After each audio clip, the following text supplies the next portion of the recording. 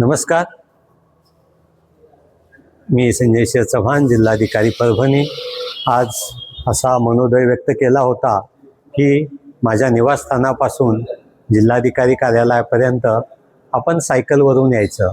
आणि मी सर्व शासकीय कर्मचारी अधिकाऱ्यांनाही तसं आवाहन केलं होतं की माननीय पंतप्रधान नरेंद्र मोदी साहेब, आपल्या राज्याचे मुख्यमंत्री माननीय देवेंद्र फडणवीस साहेब आणि आपल्या जिल्ह्याच्या पालकमंत्री महोदया मेघनाताई बोर्डीकर या सर्वांचं आव्हान आणि आजची देशाची गरज याचा विचार करून आज मी सायकलवर आलो आणि मला खूप छान वाटलं.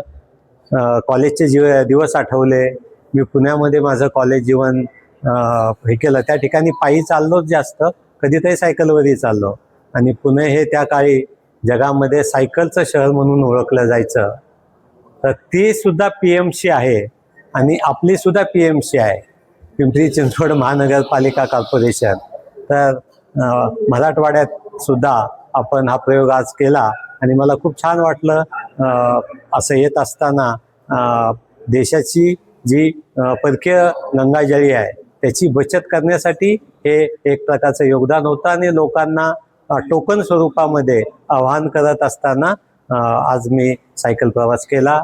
सर्व अधिकारी कर्मचाऱ्यांनाही दर शुक्रवारी आपण असा प्रयत्न करावा असं आवाहन केलेलं आहे. मी स्वतःसुद्धा गरजेनुरूप हे नक्कीच करत राहील. माझी सुरक्षितता, इतरही तातडीच्या गोष्टी या सर्वांचा विचार नक्की करेन. परंतु आजचं आव्हान हे युवकांसाठी होतं, प्रौढांसाठी होतं की आपण पेट्रोल डिझेलची बचत करू शकलो तर ती नक्कीच देशासाठी आपली मदत होणार आहे. आणि याशिवाय ही त्या सप्तसूत्रीमध्ये मान्य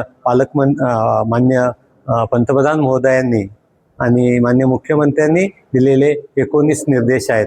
याचं सुद्धा आपण पालन करूयात आणि देशाची स्वयंपूर्णता निर्माण करण्यासाठी, स्वतःच्या पायावर खंबीरपणे उभे राहण्यासाठी हे जे आव्हान आहे त्याला आपण सर्वांनी प्रतिसाद द्यावा अशी माझं नम्र आव्हान सर्व परभणीकरांसाठी आहे.